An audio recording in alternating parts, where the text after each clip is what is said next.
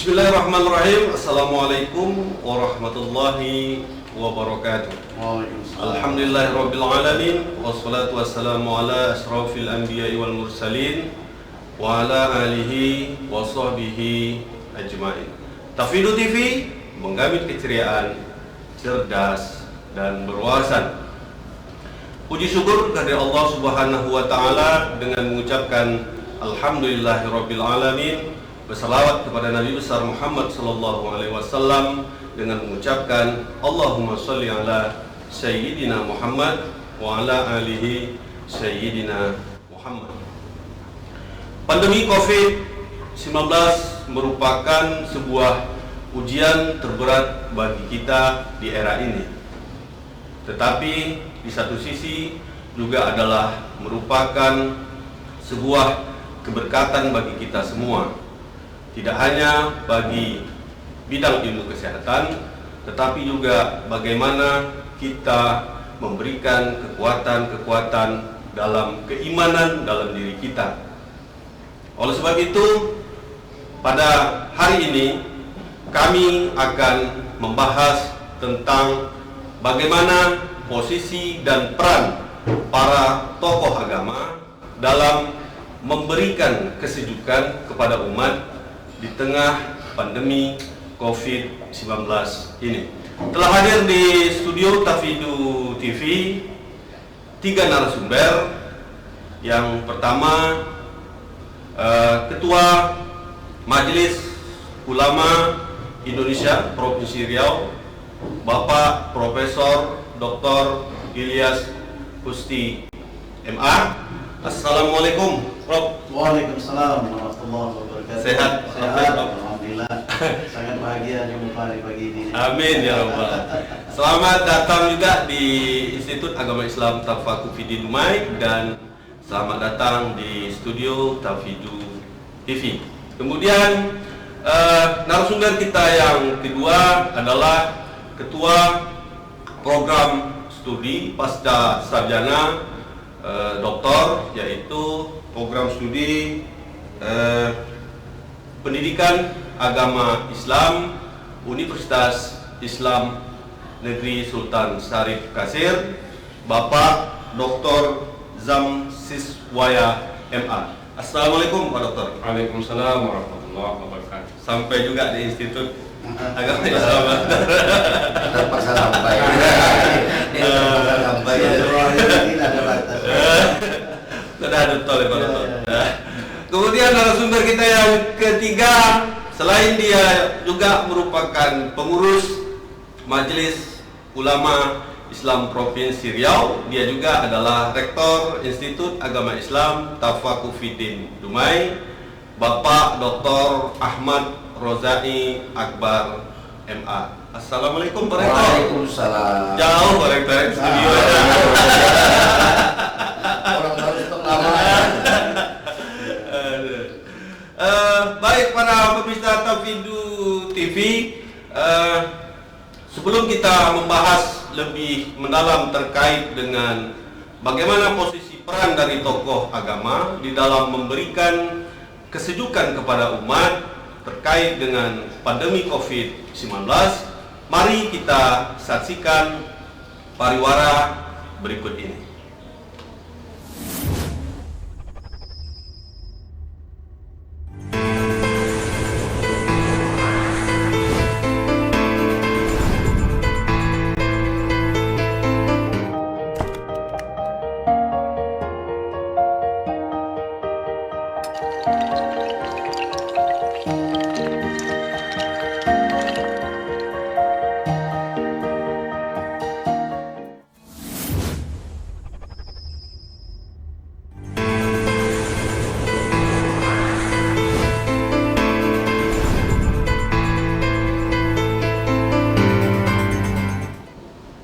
Baik, kembali lagi kita di Tafidu TV. Saya akan bertanya pada Pak Profesor Dr. Ilyas Kusti MA terkait bagaimana peran tokoh agama di dalam memberikan kesejukan kepada umat di tengah ketakutan, mulai ditakut dia bilang gitu kan, Prof, ya, ketakutan umat gitu kan. Nah, lalu di mana peran para tokoh agama memberikan kesejukan kepada umat, Prof? Silakan, Prof. Baik, Assalamualaikum warahmatullahi wabarakatuh. Waalaikumsalam. Bismillah, walhamdulillah, la hawla wa la quwwata illa billah. Asyhadu an la ilaha illallah wahdahu la syarika lah, wa asyhadu anna sayyidana wa nabiyyana Muhammadan abduhu wa rasuluhu la nabiyya ba'da. Pertama, atas nama Ketua Umum Majelis Ulama Indonesia Provinsi Riau, sekaligus juga atas nama keluarga besar Pasca Sarjana Universitas Islam Negeri Sultan Syarif Riau, mengucapkan terima kasih pertama kepada Pak Rektor Institut Agama Islam Tafakuddin beserta seluruh akademika IAIN IAITF.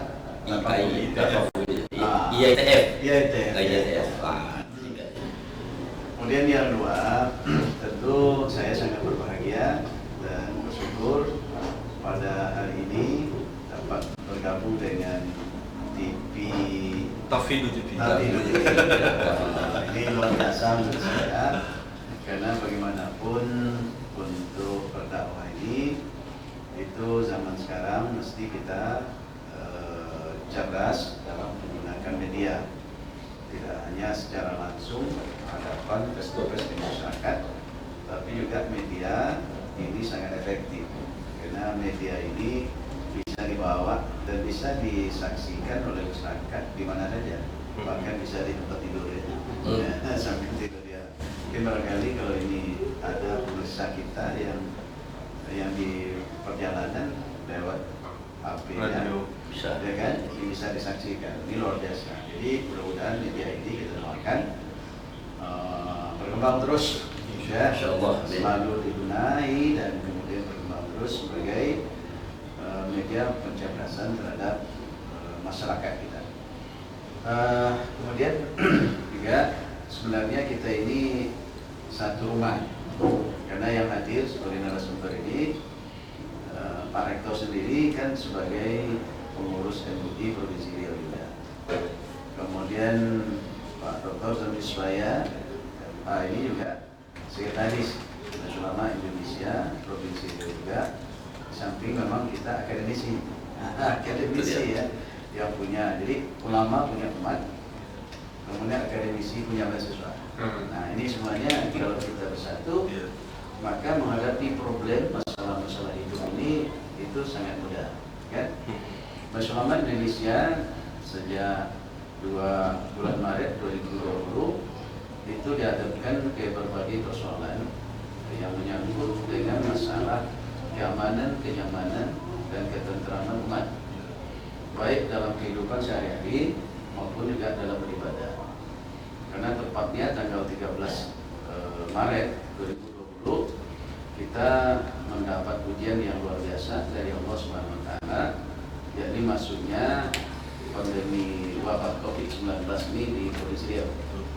Ya, Allah telah menegaskan kita pada umat hamba-hambanya ini dalam surah Al-Baqarah ayat 156, Allah menyatakan walanabluwannakum bisyai'in minal khawfi wal ju' wa naqsin minal amwali wal anfusi was samarat wa basyyiris sabirin allazina idza asabatkum musibah qalu inna lillahi wa inna ilaihi. Jadi Allah telah mengingatkan jauh-jauh sebelumnya.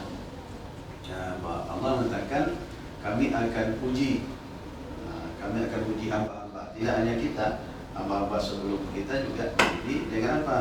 Bil khauf, rasa takut.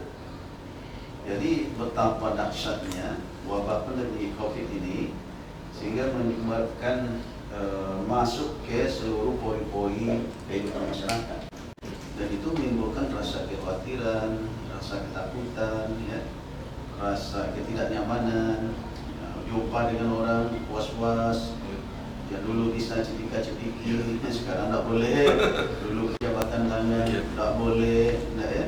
Dulu berdekat, sekarang menjauh, tak boleh. Sab harus rapat, sekarang tak boleh. Kan semuanya itu mengancam pori-pori kehidupan masyarakat.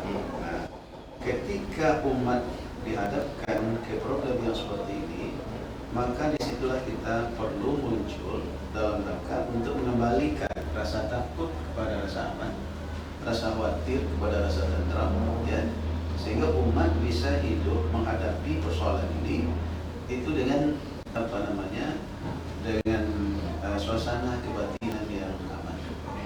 Jadi kalau kita buka kisahnya Nabi Ayub itu diuji oleh Tuhan 18 tahun. Ya, Nabi Ayub itu orang kaya tuh, orang milioner, ya. Tapi dia soleh, taat ibadah, ya. Jadi karena dia orang kaya yang taat ibadah, ini biasanya dimusuhi oleh syaitan dan iblis. Dia maunya syaitan itu orang kaya, tapi jangan soleh dia. Jangan dia berzakat, jangan dia berinfak, jangan dia bersedekah, jangan dia beribadah. Itu yang diinginkan. Tapi Nabi Ayub diberikan kekayaan yang luar biasa, komunnya luar biasa, keluarganya begitu juga. Akhirnya iblis, syaitan itu dalam surat Al-Anbiya ayat 83 itu Allah katakan itu. Ingat hai hambaku ketika Nabi Ayub berdoa. Nah, ini setelah dia dapat sakit ini, karena keluarganya itu dihabisi oleh iblis, hartanya terbakar habis oleh setan. Kemudian tidak hanya itu, dimasukkan virus-virus yang mematikan. Ini lebih dahsyat daripada pandemi. Nah, sekarang namanya pandemi ya. Dulu ada itu penyakit kulit namanya. Penyakit kulit itu ada yang istilahnya kalau dalam bahasa kampung kita itu penyakit menular itu apa? Penyakit sopak, apa ya? Kusta. Itu luar biasa itu. Sehingga dalam satu riwayat itu sampai ada belatung, apa namanya itu? Ular kecil. Belatung. Nah, begitu ujiannya berat, tapi Nabi Ayub tidak menganggap itu sebagai ujian yang berat. Karena kata Nabi Ayub, betapa lama saya diberikan nikmat, betapa banyak nikmat yang sudah diberikan, yang sudah saya rasakan sekian tahun. Ini hanya diuji beberapa tahun. Oleh karena itu, yang tadi kita anggap virus, yang musuh kita, maka Nabi Ayub merubah virus itu menjadi teman. Nah, ini konsepnya sudah. Jadi sekarang pandemi COVID ini, virus, bagaimana virus ini menjadi sahabat? Jadi sahabat ya, harus sahabat. Kenapa? Karena apabila itu sebagai sahabat, maka sahabat dengan sahabat kan tak saling menyakiti. Betul. Jadi berdamai. Berdamai dia. Virus ini nanti tidak ada, tapi dia tidak merusak dia. Karena ini sahabat kita. Nah, jadi disinilah letaknya peran ulama itu bagaimana musibah yang diberikan oleh Allah. Kita baru hanya setahun setengah ya. Nabi Ayub tadi 18 tahun. Akhirnya 18 tahun dia berpikir mendekatkan diri kepada Allah. Nah, di situ Allah memberi jalan. Jalannya apa? Ya dalam ayat 43 surat Shad itu dikatakan letakkan kakimu itu ke bumi. Kemudian setelah diletakkan maka muncul air. Itulah yang disebut dengan tenaga Nabi Ayub. Sumber Nabi Ayub. Jadi ketika saya sampai di sana, itu memang oleh masyarakat yang di daerah Nawa itu ya kan tidak jauh itu dari perkampungan Imam Nawawi. Di telaga itu. Di telaga itu. Ya, memang tidak terpelihara seperti kita. Iya. Kalau di kita ini kan biasanya ditutup dikasih pagar terus saya masuk minta duit kan. Saya masuk aja. Saya masuk aja. Jadi dalamnya lah. Mandi di dalam sumur. Itu kayak apa? Kayak mandi di apa namanya ini di kubangan ke bawah aja itu. Saya ambil itu satu botol airnya, ya kan? Sampai di hotel besoknya itu menjadi setengah itu lumpur, setengah airnya. Nah itulah. Jadi 18 tahun. Kita ini baru setahun setengah lah ya. Jadi oleh karena itu COVID ini merupakan ujian dari Allah Subhanahu wa taala. Jadi ketika kita diuji oleh Allah Subhanahu wa taala, modal kita apa? Nah, modal kita pertama kita tetap yakin dan percaya bahwa hidup ini tidak bisa kita katakan sukses kalau kita tidak diuji. Itu juga bagaimana pedagang yang sukses? Tanyalah seluruh pedagang yang sukses itu dia bisa sukses karena ada ujian. Ya. Kalau tidak, yang penting Pak Rektor mengatakan sukses di sini, ujiannya itu seperti apa? Dia bisa macam ini, menjadi ketua prodi, menjadi asisten direktur, pasti banyak ujiannya kan? Nah, jadi beginilah Allah itu mencipta. Disinilah posisi kita sebagai ulama, bagaimana menyadarkan masyarakat ya bahwa ujian Allah ini pertama prinsip harus yakin bahwa kita hamba Allah. Sebagai hamba Allah, kalau kita mau hamba Allah, Allah akan uji kita. Nah ketika ujian itu datang, bagaimana kita? Harus melakukan ikhtiar. Nah inilah ikhtiar itu. Kalau pemerintah sudah banyak itu ikhtiarnya, ada melalui regulasi, ada melalui undang-undang, ya kan, ada melalui peraturan, ada melalui instruksi, gitu kan. Nah, bagaimana supaya tidak penyakit? Ada vaksin, itu ada vaksin segala macam itu semacam itu kan. Nah ini semuanya berdampak dalam kehidupan manusia.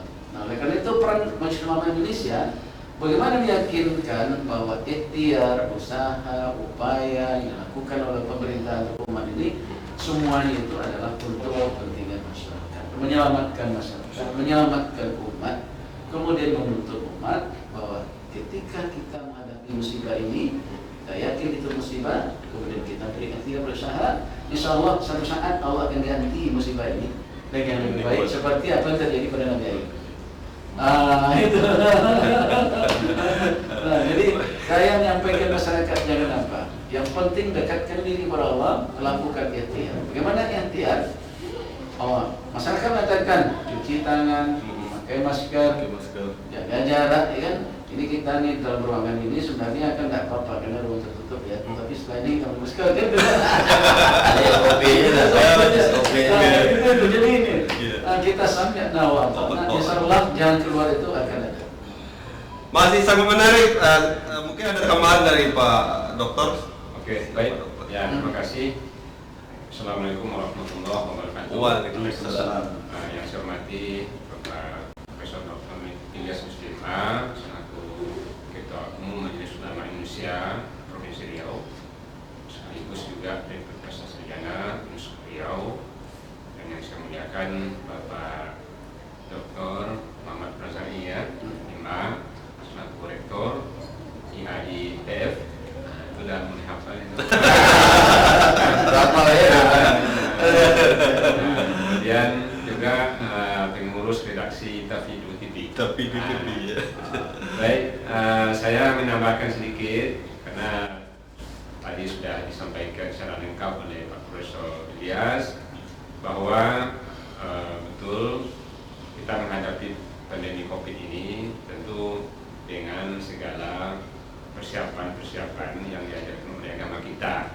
Paling tidak saya ingin menjelaskan dua dimensi terapi. Ya, pertama dimensi imun, ya, imun.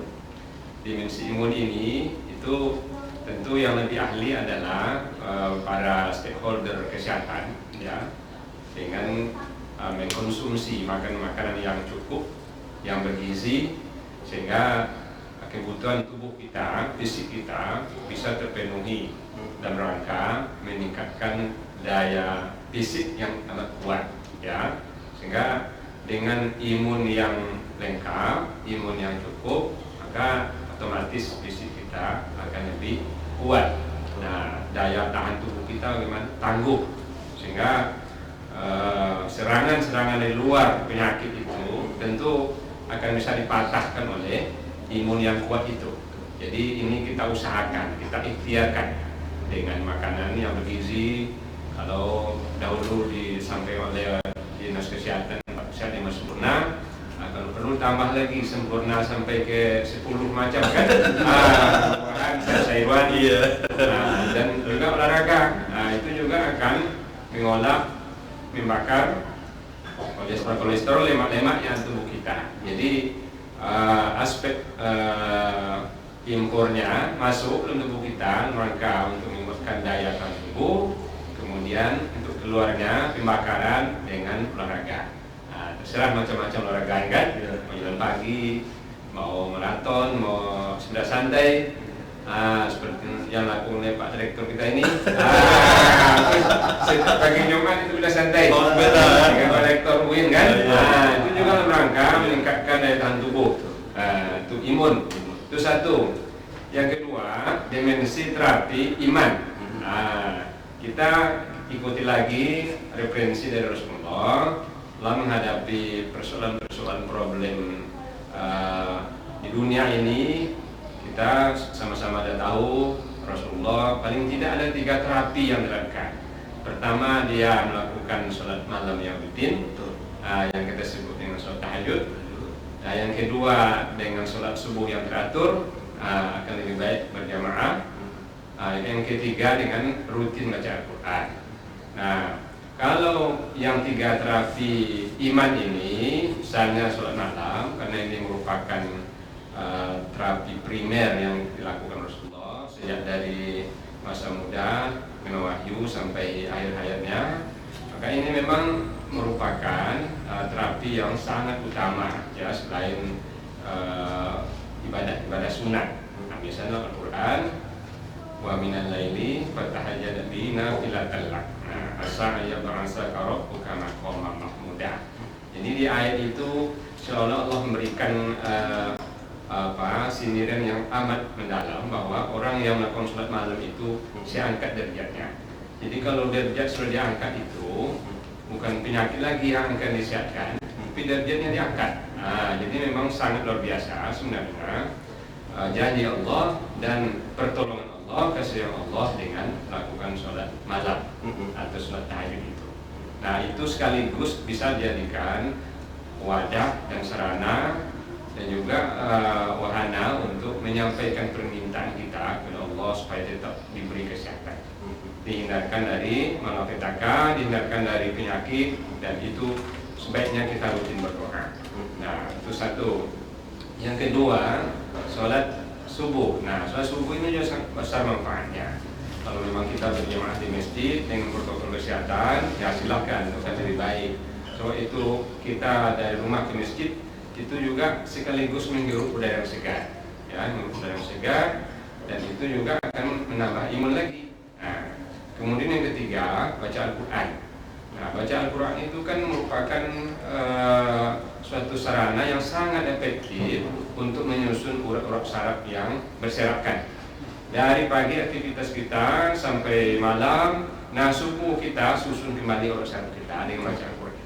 Semakin banyak juz yang kita baca, itu urat saraf kita akan tersusun rapi kembali. Dan kalau urat saraf sudah tersusun dengan baik, maka ketenangan, ya, kesehatan, kesejukan, insya Allah akan kita temukan.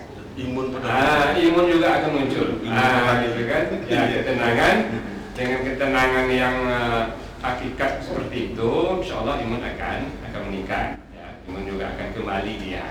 Nah, itulah kesejukan yang kita lihat, yang kita pelajari, yang kita dapatkan dari ajaran agama kita, lama dicontohkan oleh Rasulullah SAW. Ya, seperti itu tambah. Mungkin ada tambahan ikhtiar yang bisa dilakukan Pak Rektor. Ya, baik, jadi Assalamualaikum warahmatullahi wabarakatuh. Para pemirsa dimanapun dapat menangkap siaran ini, saya mungkin tidak mengomentari tentang apa yang ditanyakan oleh host kita pada hari ini, karena menurut saya apa yang telah disampaikan oleh seorang profesor itu sudah merupakan opinium doctorium. Tidak perlu saya komentari. Itu pertama alasannya. Yang kedua, bahwa apa yang disampaikan terdahulu, ya kan, di samping secara organisasi beliau adalah ketua umum, sementara saya ini anggota tentu kan sangat tidak mungkin untuk mengulangi lagi apa yang dimodali oleh adanya kan.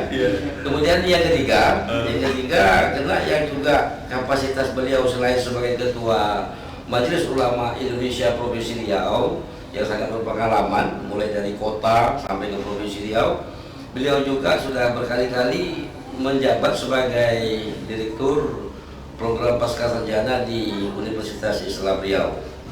Jadi saya pikir sudah cukup padat apa yang disampaikan oleh Profesor Susti, kemudian Pak Dr. Sedi Tamzoya, yang merupakan dalam istilah keilmuannya itu sudah merupakan doktor opinium doctorium.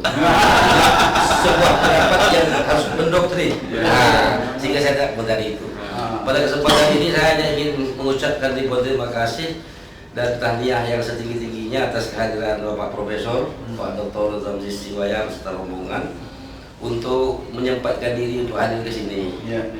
Rasanya buat kata pepatah Melayu itu Pak, kalaulah kecil tapak tangan diutang. Sekarang ada perkembangan lagi. Jadi kalau kecil tapak tangan bukan lagi diutang, bukan parabola. Itu harapan kami kan. Jadi bagi Civitas Akademika Institut Agama Islam Tafakuruddin ini merupakan suatu tenaga kemajuan yang baru. Dengan kehadiran Bapak Profesor ke kampus kami ini, Pak Doktor beserta rombongan juga, ini merupakan suatu kekuatan tersendiri ya.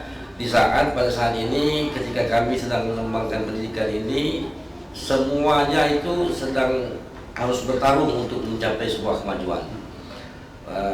Profesor kan tahu bagaimana mungkin sedikit beda mengelola antara yang negeri dengan yang swasta. Jadi kalau yang negeri itu yang mau itu kan pemerintah Pak. Kalau swasta ini kan yang mau itu ya saya pemerintah kita mau. Nah oleh karena itulah mungkin dengan kehadiran Bapak di sini ini juga merupakan gejala ada artinya paling tidak dukungan dan sokongan secara apa namanya itu sugesti untuk kami lebih maju dan berpacu dalam rangka mengembangkan perguruan tinggi ini. Ke depan kita memang mengharapkan bahwa perguruan tinggi ini sebagai sebuah acuan dalam pemikiran keislaman khususnya di Kota Dumai Pak. Walaupun kita punya misi yang luar biasa besar dan itu harus kita lakukan saat ini, kita coba untuk mengejar bagaimana kehadiran institut ini terunggul di pesisir pantai timur Sumatera ini. Oleh karena itu banyak mungkin program-program yang sudah kita laksanakan melalui webinar baik dalam skala nasional maupun internasional, dan kerjasama sudah kita lakukan mulai di dalam negeri sampai ke luar negeri, dan ini alhamdulillah sudah sangat signifikan dalam upaya untuk pengembangan ini.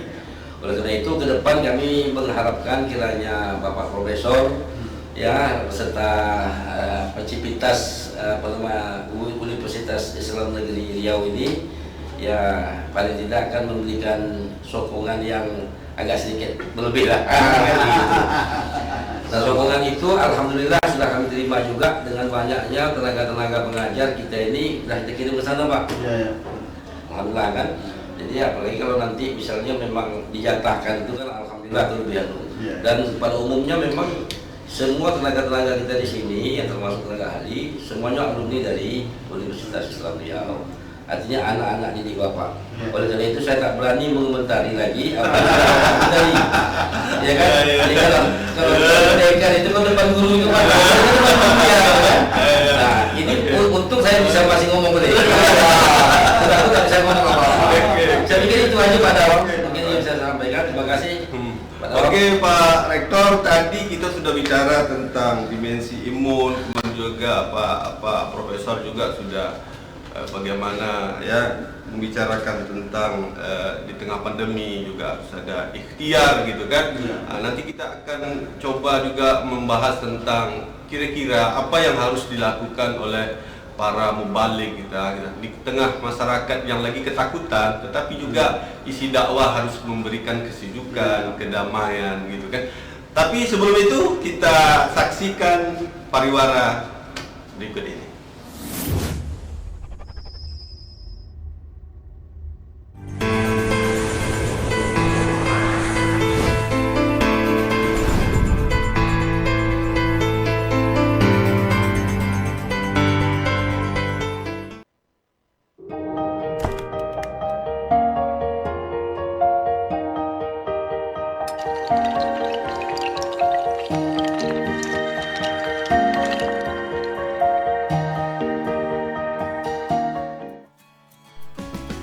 Center for Islamic Philanthropy and Social Finance, CIPS, Institut Agama Islam Tafakuh Fiddin, merupakan pusat kebajikan dan kedermawanan Islam yang didirikan oleh Yayasan Tafakuh Fiddin Dumai. Kehadiran lembaga ini bertujuan untuk menyuburkan semangat kedermawanan umat serta mempotensikan modal kedermawanan itu untuk pemberdayaan kaum duafa. Untuk menjalankan misi tersebut, CIPS YTF menjalankan program kajian, sosialisasi, penghimpunan, dan pendistribusian semua bentuk kedermawanan Islam, infak, sedekah, zakat, wakaf, dan sebagainya. Sejak berdiri di tahun 2017, CIPS YTF langsung menjalankan aksi-aksi kedermawanannya dengan menggelar program Jumat Berkah, Gebiar Ramadan, serta Kasih Idul Fitri. Program pengembangan ekonomi duafa telah pula dijalankan, namun belum berjalan secara maksimal.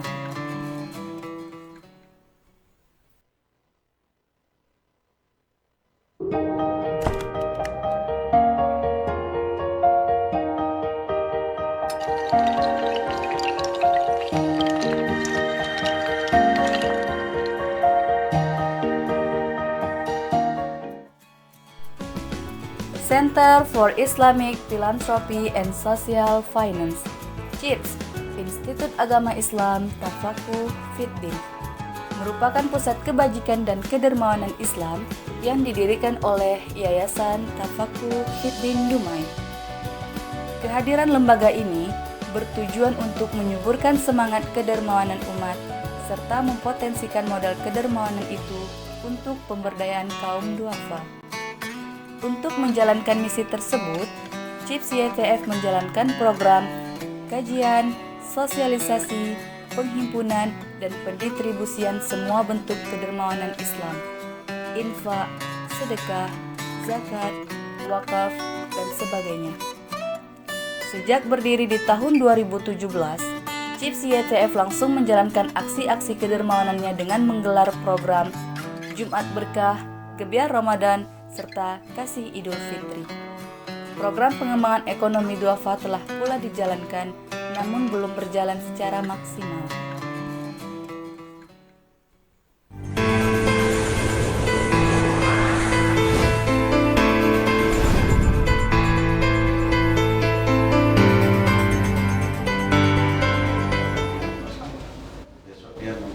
Tafidu TV menggamit keceriaan, cerdas, dan berwawasan. Kembali kita bersama orang-orang hebat di Provinsi Riau. Ada Pak Ketua MUI Provinsi Riau, ya. Pak Prof, tadi kita sudah bicara tentang ikhtiar, kemudian sudah bicara juga dimensi imun, gitu kan. Kira-kira apa bekal yang harus dimiliki oleh seorang dai sehingga di tengah masyarakat ketakutan, tetapi dai hadir memberikan kesejukan kepada umat, Prof? Ya, baik. Jadi kalau kita bicara tadi tentang kondisi real, kondisi real masyarakat kita tatkala kita dicoba oleh Allah dengan pandemi ini. Oleh karena itu kondisi real ini harus kita sikapi dengan bijak, pemerintah dengan kebijakannya, ulama dengan kebijakannya, tokoh masyarakat dengan kebijakannya, begitu seterusnya sampai ke bawah. Oleh karena itu kalau di organisasi Majelis Ulama Indonesia ini ujung tombaknya itu ada di Komisi Dakwah. Ya, dakwah itu kerjanya para dai. Dai itu orang yang mengajak, dakwah itu kerjanya. Nah, oleh karena itu dakwah itu adalah hasun nas alal khairi wal huda wal amru bil ma'ruf wa nahyi anil munkar. Jadi tugas dai itu adalah hasun nas alal khairi wal huda wal amru bil ma'ruf wa nahyi anil munkar liyafuzu bisa'adatil ajmal ajal.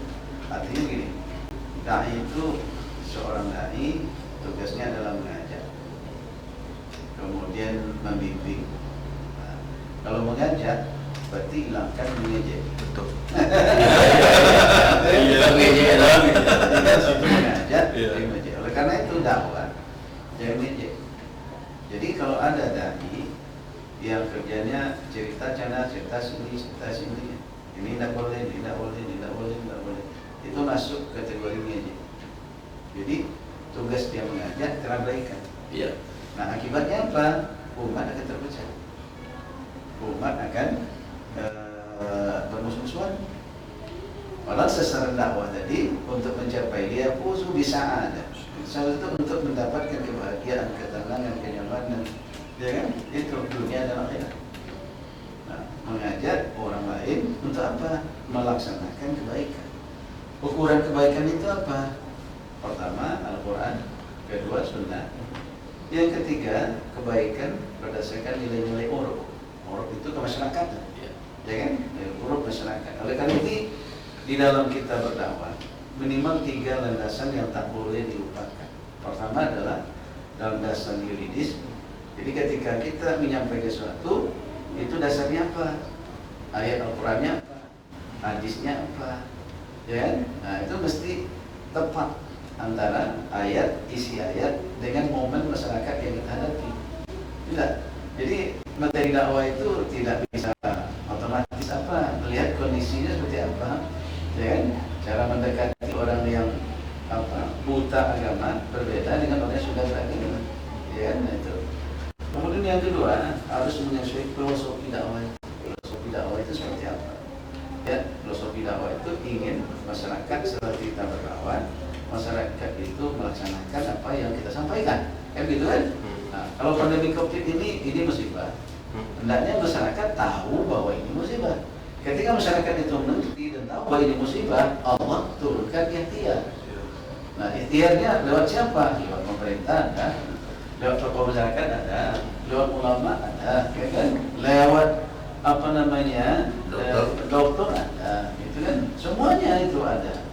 Nah, setelah melakukan ikhtiar, diturunkan ikhtiar itu, kita ikuti. Nah itulah yang disampaikan oleh ulama itu kan. Jadi mengajak bukan ngejek tadi ya. Nah, kepada mana?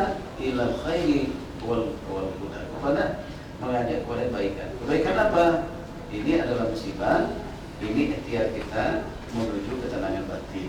Kalau ketenangan batin bisa tercapai, maka ibadah kepada Allah akan mantap. Ketenangan batin tercapai, hubungan antara sesama akan baik. Nah disitulah terciptanya community itu yang diinginkan oleh pemerintah, ya kan? Jadi sebenarnya tidak payah. Oleh karena itu, kalau kita melihat berapa banyaknya para ulama kita ya, para ulama yang ada di Riau ini kita terbatas sebenarnya.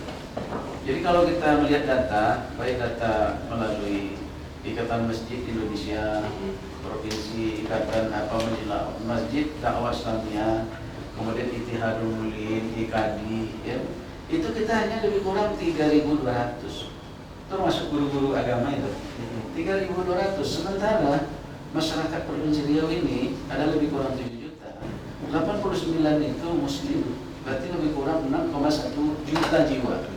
Kalau dibandingkan masyarakat yang harus kita ajak ini, yang kita bina ini 600,1 juta dibagi dengan 32.000, itu satu orang mesti membawa lebih kurang 600. Kira-kira real nggak? Iya. Nah oleh karena itu makanya kita menyampaikan kepada pemerintah perlunya pendidikan kader ulama. Kader ulama ya. Nah, di kota, di kabupaten kota mengkader para ulama yang di kota. Oleh karena itu pemerintah harus turun tangan. Maka saya sampaikan karena ini gunanya untuk umat. Ya. Masya ulama itu harus didukung, ya kan? Dan ulama sebenarnya itu tidak perlu minta, tidak perlu apa. Karena kerja, tugas yang dilaksanakan oleh ulama itu adalah tugas pemerintah, ya kan? Bagaimana itu menciptakan keamanan, kenyamanan, kedamaian, ya itu kan? Masyarakatnya berilmu, dari tak berilmu dia berilmu. Kalau masyarakat berilmu, tentu dia akan hidup dengan beretika, berakhlak, bermoral. Kalau hidup beretika, berakhlak, bermoral, maka aman masyarakat, tidak ada pencurian, tidak ada perampokan. Kalau aman, pemerintah pun aman, kan itu pemerintah aman, bangunan lancar. Nah, itu yang diapakan. Jadi oleh karena itu saya sebagai ketua Majelis Ulama itu selalu menyampaikan bahwa Majelis Ulama ini adalah sosok atau figur ya, lembaga yang sangat menentukan. Karena umat sekarang ini itu berpegang apa kata ulama, ya kan? Nah, oleh karena itu bagian dari ulama itu adalah mubalik. Nah, mubalik yang turun ke bawah ini harusnya kita contoh. Dia harus membalik bisa dicontoh, jangan nanti membalik kata dia tidak menjaga ini kan banyak juga ya. Atau yang kedua dia masuk satu daerah di masjid tapi menebarkan kebencian, menebarkan fitnah, menebarkan ini masyarakat itu bersalah. Nah oleh karena itu saya selalu menyampaikan di mana-mana ada memberikan pembekalan terhadap para dai, maka yang paling saya sampaikan jadilah dai yang bisa dijadikan contoh seperti Rasulullah. Rasulullah itu adalah qudwah dan uswah. Jadi contoh teladan dalam bidang akhlak, perilaku sehari-hari, ibadah semacam ya. Begitu juga dai. Jadilah contoh seperti yang dicontohkan oleh Rasulullah. Yang kedua, bertugaslah untuk memberikan kedamaian, kesejukan, keamanan, ketentraman. Jangan sampai dai masuk dalam itu masyarakat. Sebelum ini masuk, masyarakat itu kompak, kompak damai, ya kan? Satu, saya kata. Masjid Masjid. Begitu dia masuk, besoknya bakal lagi. Ini tidak boleh didandai seperti ini. Dandai seperti ini tidak boleh. Kalau kedapatan itu disanksi, dipecat itu jadi apa? Dipecat itu jadi apa? Dan ini juga di Universitas Islam Negeri Sultan Syarif Qasim Riau. Di situ kan ada 6 kompetensi Pak Rektor. Nah, jadi kalau sekarang ini bagaimana melahirkan alumni-alumni yang berkarakter, berakhlak mulia, maka kita menerapkan integrasi antara sains dan Islam itu untuk melahirkan 6 kompetensi bagi alumninya. Pertama, kokoh akidahnya, tidak bisa terombang-ambing walaupun dengan supervi satu kotak. Ya. Kemudian yang kedua, mantap ibadahnya. Mantap ibadahnya artinya ibadah itu ada dua, ada makdo, ada ghairu makdo. Jadi seorang alumni yang keluar dari UIN itu mesti ibadah makdo mesti mantap. Yang ketiga, mulia akhlaknya. Ya, sekarang ini kan sudah mulai masuk ke krisis akhlak. Ya, coba kita lihat anak-anak muda itu sekarang, kalau di dunia pesantren dulu takut jumpa orang tua, sopan sekali kan? Nah sekarang jangan kan menunduk lagi. Oh, dapur mau kita jadi ini terobos semua. Di mana kesalahannya ini? Ya salah bersama, kita tidak bisa menyalahkan siapa-siapa. Salah kita, karena kita termasuk ulama juga. Ya kan? Nah, yang keempat, seorang alumni itu harus memiliki wawasan ilmu yang luas. Nah, ilmu luas itu apa? Supaya tidak menciptakan konflik-konflik di mana dia tinggal. Coba kalau tidak luas ilmunya, ini salah, ini batal, ini bid'ah, ini orang singgung semua kan. Tapi kalau ilmunya luas, dia akan berpikir bagaimana cara mengajak orang, cara menghadapi masyarakat yang majemuk. Kan gitu kan? Tidak bisa itu sembrono itu. Kalau sembrono, itulah yang sekarang kelihatan oleh kita antara masjid juga. Nah, ini tidak. Karena dia ibadah Allah nih. Allah Akbar, di sini Allah Akbar, tapi di dalam sosial tidak bertegur sapa. Gimana pula ceritanya? Nah, yang kelima apa? Yang kelima, seorang yang alumni itu harus dia punya life skill, keterampilan hidup. Maka saya berterima kasih ini kepada Pak Rektor, Pak Dai. Ini salah satu life skill, sehingga nanti bisa melahirkan para alumni yang menguasai IT, jadi YouTuber saja lah dia. Itu tidak perlu lagi apa dia jadi orang. Lebih banyak pengikut. Lebih banyak pengikutnya. Ini sudah berapa nih kan mungkin bisa juga nih apa ya berapa itu? Saya melihat di Mustafa Umar itu ya, Mustafa Umar itu hampir 50 juta per bulan masuk itu. Lewat itu aja. Ya kan, ini kalau kita kembangkan nanti anak-anak akan bisa banyak menjadi YouTuber yang Islami. Jadi konten berita itu dia tahu mana yang harus dikonsumsi oleh masyarakat, mana yang tak boleh dikonsumsi oleh masyarakat. Tapi kalau kita serahkan YouTuber ini pada orang yang tidak berperan, hancurlah kita. Di atasnya urgensi syahadat dalam Islam, di bawah tergambar apapun. Nah, itu kan jadi ini mesti kita dan saya selalu sampaikan itu. Jadi life skill ini bidang pertanian, ya di bidang media ya, kemudian di bidang pendidikan, buka pondok, buka lembaga pendidikan semacam, termasuk salah satu contoh rektor kita ini kan, ini karena dia punya semangat entrepreneur, ya, maka nampak dia peluang-peluang itu kan, peluangnya itu adalah untuk masyarakat, bukan untuk dia. Untuk masyarakat. Coba kalau nggak ada, gimana sulitnya mahasiswa untuk menimba ilmu pertama. Tapi karena dia pikir lama, maka mahasiswa terjangkau lah. Kan tidak semua yang mampu ke Jakarta, semua mampu ke Malaysia, apalagi baru kan. Nah, ini salah satu upaya yang dapat dimanfaatkan oleh Pak. Nah, yang kanan, dia harus punya etos kerja yang tinggi. Nah, sekarang ini kan ada ceritanya, ada 3 orang pergi jalan-jalan kan. Yang pertama, dia buat cengkul kan, kalau ditanya mas mana mas, cari kerja, lewatnya kedua lagi bawa apa dia, tentengan barang jualan ini, tanya kemana tuh cari duit, kan, lihat ketiga sosial aja dia,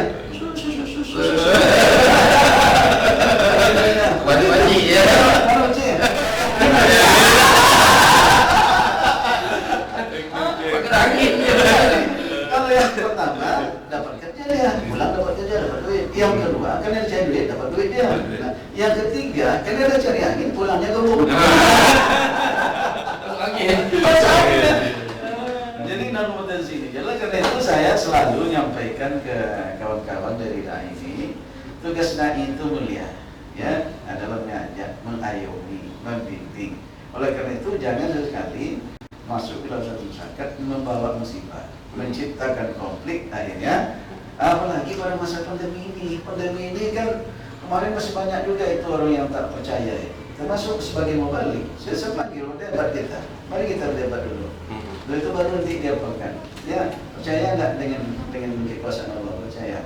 Percaya enggak bahwa Allah menciptakan makhluk ini bermacam-macam? Percaya. Percaya enggak ini makhluk ini ada yang jahat, ada yang baik? Iya percaya. Ini termasuk satu ini. Iya. Pandemi ini. Kalau itu karena kita berhadapan dengan makhluk yang seperti ini, maka Allah berikan ikhtiar. Nah, bagaimana ikhtiar? Lewat pemerintah ada vaksin. Nah, itu nggak bisa. Lewat rumah ibadah, gimana cara rumah ibadah? Banyak pendoa, mendekatkan diri kepada Allah SWT. Jangan dipersamakan antara kondisi yang normal dengan kondisi yang tak normal. Covid ini kan nggak kelihatan. Baik, ya. Kan wahyu menuna bil ghaib. Ya kan? Tapi kalau ketika Covid ini umpamanya tampil dalam bentuk binatang umpamanya singa, harimau, masuklah kita dalam kandang itu. Umpamanya kalau kita yang mati juga lah. Kalau Allah sudah mentakdirkan saya mati, masuk dalam kandang harimau yang lapar, insya Allah 2 menit mati. Tapi juga Covid ini kan dia makhluk yang diciptakan Allah. Tidak boleh. Jadi kalau saya minta pada ulama ya kaji ini, pedalami ilmu, persiapkan diri, barulah dia berikan ceramah supaya hasilnya menimbulkan kedamaian, kesejukan, tidak ketentraman. Ketika masyarakat tentram, maka berkah Allah itu akan datang. Itu yang Pak Dokter, ada tambahan dari sisi pendidikannya, Pak Dokter? Baik, baik. Jadi Pak Profesor Ilyas sudah menyampaikan secara komprehensif ya, bagaimana dai berperan di tengah masyarakat.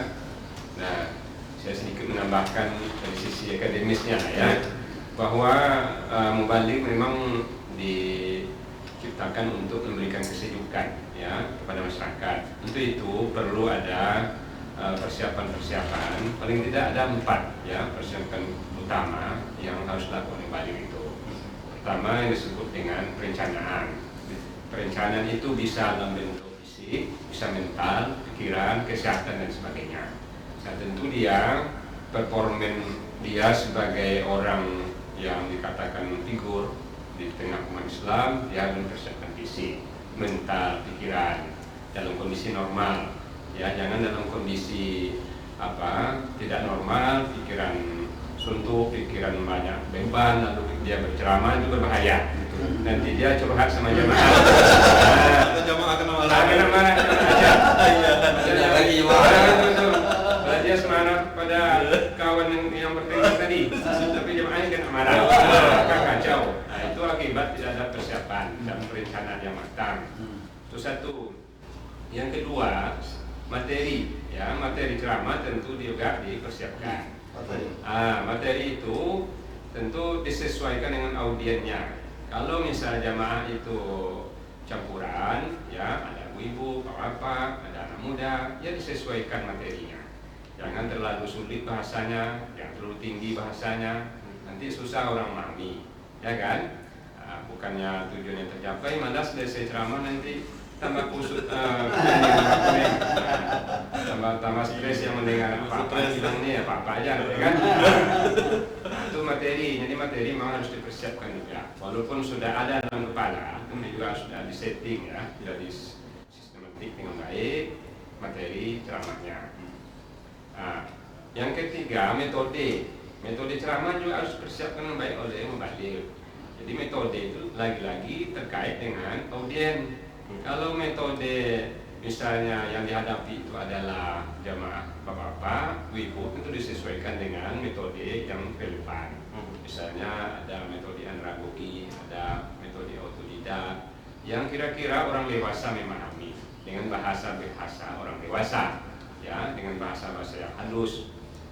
Kemudian kalau audien misalnya remaja atau anak-anak, tentu juga disesuaikan dengan bahasa yang bisa mereka terima. Jangan gunakan bahasa vulgar yang mereka tidak tahu atau mereka tabu mendengar itu juga tidak bagus. Nanti juga tidak menyebabkan kesejukan. Nah itu metode. Jadi metode itu sangat penting. Termasuk ada guyon ringan, ada relaxnya lah sedikit. Kalau misalnya tidak ada relax dalam ceramahnya 2 jam, Profesor ya, itu pulang dari ceramah dia sakit ya. Kemudian dia lagi, saya sakit kepala katanya. Kenapa? Jadi ceramah 2 jam tadi. Besok nanti pergi ke masjid. Bukan topik aja dengan ceramah kamu. Iya, jadi perlu juga relax untuk menyejukkan pikiran. Ya, kalau syarat yang tegang itu kan perlu juga dikendurkan biasanya ceramah. Apalagi kalau ceramah-ceramah yang durasi waktu lama, itu kan perlu ada relax, perlu ada intonasi, perlu ada pronunciation yang sesuai, yang menyebabkan jamaah itu senang, merasa nyaman dia mendengarkan ceramah, kemudian juga menghayati apa yang disampaikan oleh hadir. Nah, kemudian terakhir evaluasi. Seorang mubalik juga harus mengevaluasi setelah dia ceramah, dia evaluasi. Kira-kira bagaimana perkembangan materi tadi? Apakah itu bisa menyentuh hati pada jamaah atau malah menyebabkan mereka sakit hati? Seperti yang disampaikan oleh Pak Profesor tadi. Begitu ceramah, selesai ceramah, berantuk-antuk aja. Kenapa berantuk-antuk? Karena materi teman, ini tak boleh, ini bid'ah. Peringatan sebelumnya tak boleh, ini bid'ah kan? Apapun bid'ah, itu dah sampai luar bertengkar orang kan? Besok mau balik ke sendiri, nak datang lagi. Bukannya marah. Balik. Nah itu kan pernah terjadi Pak. Ya, yang begitu-begitu, sehingga akhirnya yang bertengkar. Ya mana yang membalik itu? Jangan datangnya lagi ke sini Pak. Kena blacklist ya. Jadi itu sekarang balik memang perlu menyiapkan ya segala sesuatu, paling tidak yang 4 tadi, mulai dari perencanaannya, materi, ya yang kedua materi, kemudian metode, kemudian evaluasi. Jadi dia evaluasi itu gunanya untuk tindak lanjut ceramah berikutnya, sehingga menyebabkan ada kesempurnaan dari waktu ke waktu. Materi yang ceramah yang disampaikan itu termasuk metodenya dalam rangka mencapai tujuan ceramah itu, memberikan kesejukan, juga memberikan pemahaman, pengetahuan pada jemaah. Walaupun sedikit disampaikan, tapi hendaknya bermanfaat bagi jemaah. Ataupun misalnya sederhana, tapi bermanfaat, terutama ibadah-ibadah praktis, ya kan? Saya kira itu perlu dipersiapkan oleh para mubalik sehingga mereka bisa menjadi menjadi mubalik langganan oleh jemaah. Jadi mubalik langganan itu saya lihat, saya pelajari Pak Rojai, memang mereka ada persiapan berceramah itu. Dia sesuaikan isinya dengan jemaah, ya kan? Kemudian sasaran ceramah itu bagaimana memberikan kesejukan, memberikan pemahaman, kemudian juga selesai ceramah mereka keluar dari masjid itu ketawa-ketawa senyum dia, artinya lega, bernapas lega dia keluar masjid itu. Belum lagi keluar Ustaz dari pintu masjid itu, minggu depan bisa lagi Ustaz. Itu kan rahmat itu. Itu seperti itu. Jadi mubalik itu dicintai oleh jemaahnya. Itu di samping juga jemaah itu paham, memberikan kesejukan, tapi juga mubalik dicintai oleh jemaahnya. Itu yang menurut saya yang perlu juga diperhatikan oleh mubalik. Sekali itu tambahan. Sebagai mantan ketua MUI Ya, Kota Dumai, apa pengalaman? Saya berharap ini aja, apa yang telah disampaikan oleh 2 orang ini dah pas.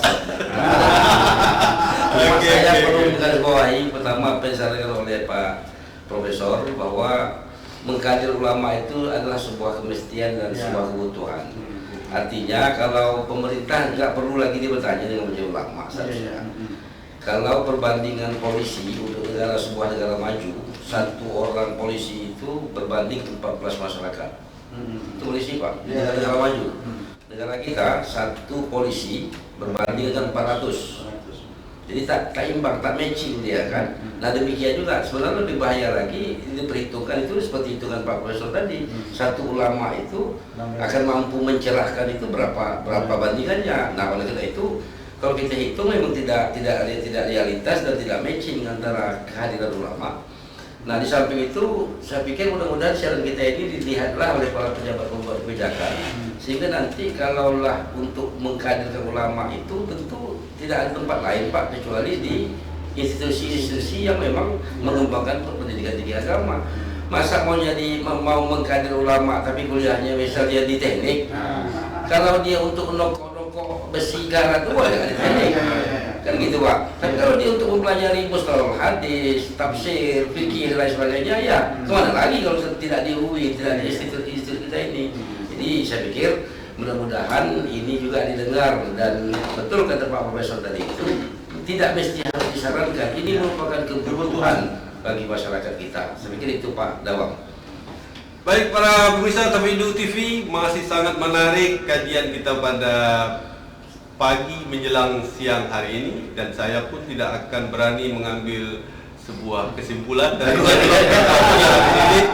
Tetapi saya berilah kesempatan kepada Prof untuk memberikan closing statement dari dialog kita pada pagi menjelang siang.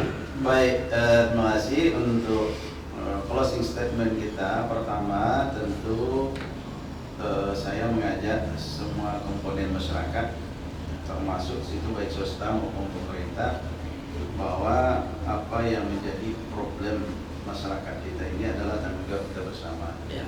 Nah, oleh karena itu tanggung jawab ini sudah ada pada bidangnya masing-masing, dan tentu saya berharap yang menyangkut masalah pandemi ini itu juga sangat menyentuh persoalan agama, dan persoalan agama itu wilayahnya ada di tokoh-tokoh agama. Oleh karena itu kepada pemerintah tentu saya berharap ya, kalau kita ingin menerapkan 3 tungku sejalangan, ya, itu artinya ada pemerintah, ada ulama, ada kaum adat. Ini ulama ini kalau saya melihat sekarang ini memang sedikit agak kurang perhatiannya oleh pemerintah. Ya, contoh lah temannya. Sekarang di Kota Dumai. Kota Dumai ini ada kantor Majelis Ulama yang representatif. Sekarang kita kalau baru sekarang ini, tapi kalau kita lihat lembaga adat sudah representatif, besar kan? Itu baru fisik. Pemerintah gitu ya. Kalau pemerintah, gedung-gedung pemerintah luar biasa. Nah, Majelis Ulama di mana? Makanya saya selalu katakan itu, kalau 3 tungku sejarah hanya adalah bentuk konsep, tidak pernah terrealisasi, ini nanti tungguannya saatnya akan meledak juga dia. Iya. Ya kan? Nah, oleh karena itu sudah saatnya sekarang menurut saya, ya, peran ulama yang disebut-sebut 3 tungku sejarah ini mesti, walaupun tidak sama, tapi jangan terlalu jauh ketinggalan. Ibaratnya kalau pemerintah sudah sampai ke kilometer 100, kita masih di kilometer 2, itu kan terlalu jauh. Tapi dia di kilometer 100, kita di kilometer 90, baru mungkin barangkali itu. Ya. Contoh lah, serangan pemerintah cukup. Kalau ada sudah lebih ulama. Dan yang kedua dari segi finansial ini ulama kan kadang-kadang ditinggalkan sisa-sisanya saja. Ya sudah dibagi, ada sisanya kasih lagi. Maka tidak mustahil saya lihat di mana-mana kabupaten kota, masa untuk operasional Majelis Ulama Indonesia yang tugasnya berat itu dikasih 100, 200, 300, mana bisa. Tapi ketika nanti dihadapkan ke persoalan-persoalan yang sangat mendasar, itu yang ditanya Majelis Ulama, mana Majelis Ulama? Kalau ada ini terjadi punya ribut sini masalah aliran, mana Majelis Ulama? Terjadi kenakalan raja, mana Majelis Ulama? Terjadi banyak nama Majelis Ulama. Saya dibalikkan, kenapa ditanya ketika kita duduk berbagi kue, pernah tak ditanya Majelis Ulama? Ya. Di Muslimbang itu pernah tak ditanya, untuk ulama berapa? Ya kan, yang ulama ini tugasnya berat, berapa disisihkan untuk ulama? Nah, tidak pernah, ya kan? Tapi ketika dihadapkan ke persoalan amanah Majelis Ulama, nah ya kan? Nah, jadi ini melalui corong ini mudah-mudahan ditangkap oleh penentu kebijakan, dan di provinsi di mana-mana juga saya dengungkan ini Pak Rektor. Ya, mudah-mudahan Pak. Saya nggak ada apa karena ini realisasinya. Iya. Ya kan? Nah, kan kadang apa namanya ini kasihan juga ya, ada beberapa kabupaten yang saya jalani ya. Nah, sudah kantornya tidak ada, fasilitas juga tidak ada, hanya uang personalnya 25 juta. Gimana? 25 juta. Tidak ada itu ceritanya. Oleh karena itu pada pemerintah, mari kita bersama kita hadapi pandemi COVID ini, tentu juga harus diimbangi dengan upaya-upaya memberikan katakanlah finansial terhadap gerakan ini. Kita umpamanya bekerja sampai ke daerah, meyakinkan masyarakat bahwa pandemi COVID ada, meyakinkan masyarakat bahwa vaksin itu ada. Gimana pulang itu kita nggak dapat apa? Kalau yang lain pergi di sini kumpul aja dapat rompi, dapat ini, dapat macam. Bisa rompi aja duitnya. Kita sebenarnya itu, ini itu. Jadi saya bilang ini apa? Sekarang ini programnya harus dua. Ini seperti yang saya sampaikan waktu Mukernas kemarin di Jakarta. Kita sekarang ini terorientasi, terfokus pada masalah ini, masalah penanggulangan, vaksin ini segala macam. Lupa apa yang disebutkan oleh Pak Gubernur tadi. Ada namanya pencegahan. Pencegahan itu peningkatan imun. Nah sekarang berapa? Orang makan aja susah. Iya. Gimana imun yang meningkat? Harus ini pemerintah kejar itu. Iya. Ya supaya imunnya meningkat, akhirnya tahan, ada ketahanan tubuh. Kalau ketahanan tubuh maka virus bisa terhalang, kan itu kan. Jadi sebagai closing, tidak closing. Pemerintah. Iya. Sebenarnya ini kan tugas kita bersama. Iya. Dan sekali Sampai pusat lah di Bro. Iya, kalau tidak sedang diskusi kita. Mudah-mudahan didengar Bro. Ini luar biasa. Jadi kemudian yang kedua, ulama-ulama ini bersepakat ya, dengan fungsinya ulama warasatul anbiya. Ya. Nabi-nabi itu dulu tidak pernah bercakap, tidak pernah bertengkar dia. Ulama jangan bercakap, jangan bertengkar. Nah ini makanya terbagi-bagi kita sekarang. Oleh karena itu ibadah-ibadah umat ini jangan diusik-usik. Ini kan kadang musik ibadah umat ini. Kalau Nabi ada caranya itu untuk menyalurkan itu. Ini tidak asal sini kayak lebah diganggu oleh apa ya, terjang sini. Akhirnya ribut. Kalau ribut kapan kita untuk mendapat ketenangan itu ya? Nah, ini para ulama, mari sama-sama kita hadapi bencana ini, wabah ini dengan sesuai dengan bidang kita masing-masing. Semoga wabah ini cepat berlalu dari kita ya. Amin ya rabbal alamin. Dan semoga pemerintah merasa ini juga bersama kita bangun keberlangsungan ulama itu, mencetak kader ulama ya melalui kecamatan itu bisa kita data berapa ulama yang ada di sana.